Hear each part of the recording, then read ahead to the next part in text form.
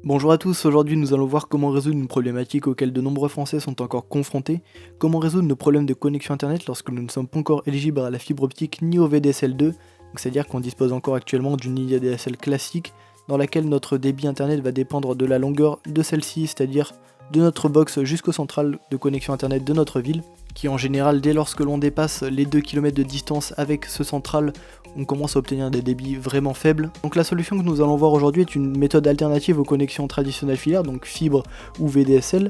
Donc elle consiste en un routeur comme celui qu'on retrouve sur nos box traditionnelles, donc Livebox, Freebox, etc. Sauf que nous allons recevoir la connexion non pas via un câble, mais via un signal 4G ou un signal mobile, c'est-à-dire exactement le même signal que l'on retrouve sur nos smartphones. Nous nous retrouvons donc sur Amazon pour effectuer le choix du matériel nécessaire pour cette installation. Donc pour le routeur 4G en lui-même, mon choix s'est orienté vers le routeur TP-Link MR600, donc c'est l'un des routeurs les plus performants de sa catégorie. Donc un routeur tout à fait classique, donc il fonctionne comme une box ADSL ou fibre classique, donc qui sort 4 ports Ethernet.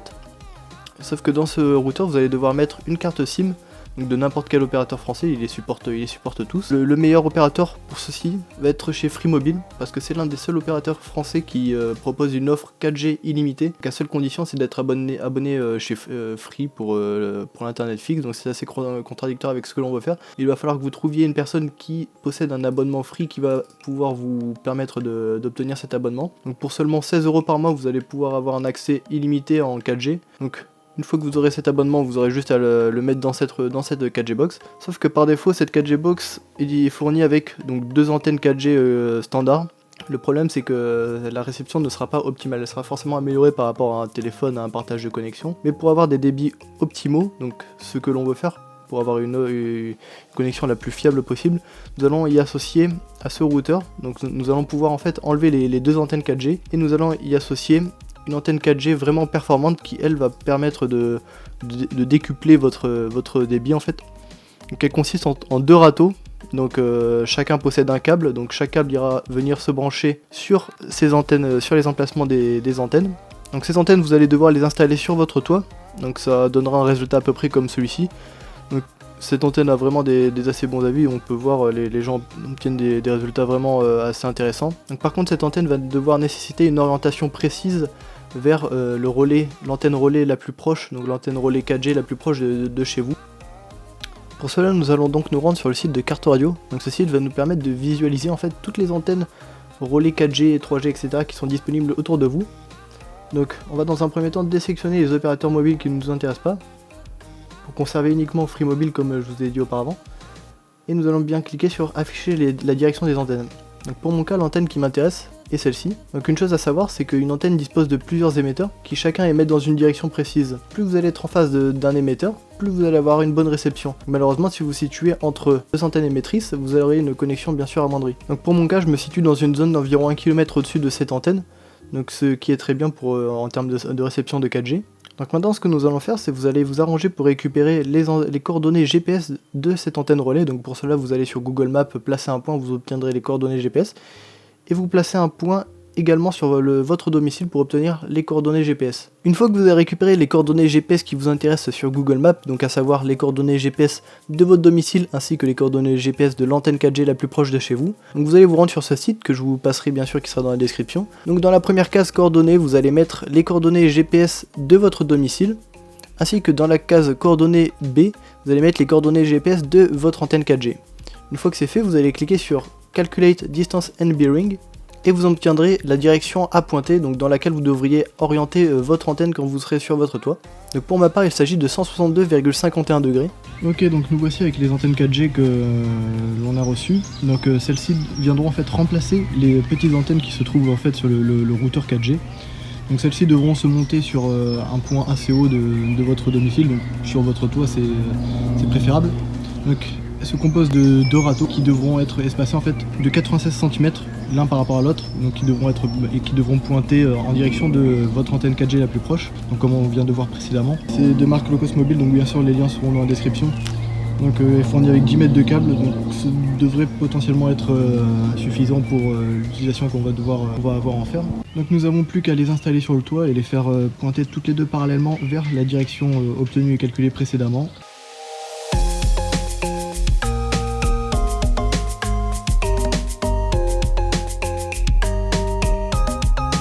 Ok, donc nous voici maintenant sur le toit. Donc maintenant ce que nous allons devoir faire, nous allons devoir installer les deux antennes et les faire pointer vers la direction calculée précédemment sur le site que je vous mettrai dans la description bien sûr. Donc pour cela, personnellement j'ai obtenu un résultat de 162 degrés, donc je dois pointer vers 162 degrés. Donc pour obtenir ce résultat, vous prenez une boussole, donc la boussole de votre téléphone par exemple. Vous allez vous mettre par rapport au mât de votre antenne.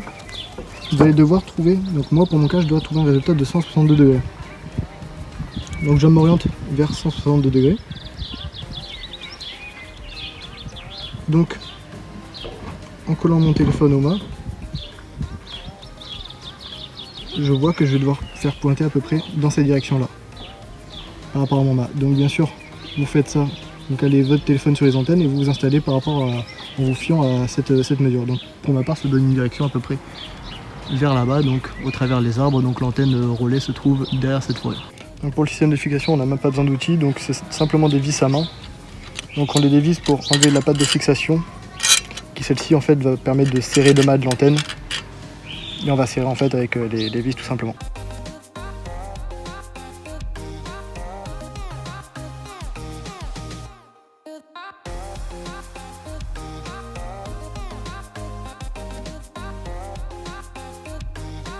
Donc voici ce que ça donne une fois installé. Donc les deux antennes avec les deux câbles qui ressortent. Donc une fois installé, vous n'avez plus qu'à faire passer vos câbles dans votre plafond pour les faire ressortir dans votre maison.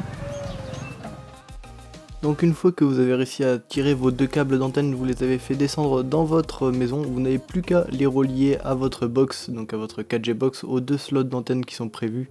Donc là où à l'origine il y a les deux petites antennes basiques qu'on a vues juste auparavant. Donc vous munissez de votre routeur 4G pour y installer enfin les deux antennes externes. Donc vous enlevez bien les antennes qui sont fournies avec. Vous n'oubliez pas d'y installer votre carte SIM. Donc moi pour tester j'ai mis la carte SIM de mon mobile en attendant de recevoir la carte SIM de l'abonnement Free Mobile. Donc maintenant vous n'avez plus qu'à visser vos deux antennes 4G, donc vous saisissez le câble, c'est le même fonctionnement, le même système de vissage qu'une antenne satellite, qu'une antenne parabole. Donc vous vissez les deux.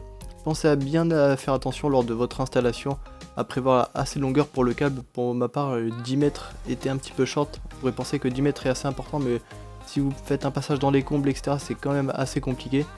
Donc ensuite vous n'avez plus qu'à brancher électriquement le routeur, vous l'allumez, puis vous vous connectez au nouveau réseau Wi-Fi que votre routeur 4G vient de créer. Donc pour cela les identifiants seront en dessous de la box très probablement comme tous les autres routeurs. Ensuite vous vous rendez sur l'adresse 192.168.1.1 comme n'importe quel routeur pour accéder à ces paramètres. Vous vous connectez, vous mettez le code PIN de votre carte SIM, donc le même que vous utilisez sur votre téléphone si vous testez avec la carte SIM de votre téléphone. Et donc on devrait rapidement être connecté à internet, donc en voyant ce symbole là et le symbole 4G+. Donc actuellement j'ai 100% de force de signal avec ces données là pour ceux qui souhaitent connaître mes données que j'ai avec cette antenne 4G là. Donc nous allons pouvoir rapidement effectuer un petit test, un petit speed test de connexion pour voir quelle connexion on a. Donc actuellement en téléchargement je suis à plus de 70 mégabits seconde, 80. Donc c'est vraiment une très bonne connexion, donc enfin une assez bonne connexion comparée à ce que j'avais avant, donc qui était de l'ordre des 3-4 mégabits seconde. Et en upload on va être aux environs de 30 mégabits seconde, donc ce qui est parfait pour stream à plusieurs par exemple ou en très bonne définition. Donc voilà, cette vidéo touche déjà à sa fin, donc je vous aurais montré un moyen assez intéressant d'obtenir une très bonne connexion lorsque l'on habite dans un endroit pas très bien couvert en termes de connexion filaire. Donc personnellement pour mon cas je suis passé d'une connexion d'environ 3-4 mégabits seconde comme je vous disais à plus de 100-110 dans les meilleures conditions, donc j'ai multiplié par plus de 40 mon débit. Donc malgré ça il faut savoir qu'il y a quelques avantages et quelques des inconvénients à ce type de connexion. Donc c'est une connexion qui va très bien marcher la plupart du temps, mais il s'avère qu'elle peut être perturbée par des éléments physiques, hein, vu que l'on passe par de la 4G, donc c'est à dire que lorsqu'il y a du mauvais temps ou des intempéries, il se peut que votre connexion baisse. Donc j'ai remarqué moi je baissais jusqu'à environ 20 mégabits en download et en upload lorsqu'il y avait du mauvais temps, et également lorsqu'il y a de très fortes charges sur l'antenne 4G, donc quand il y a beaucoup de personnes connectées à celle-ci en même temps, on baisse aussi à environ 20 mégabits seconde en download et en upload.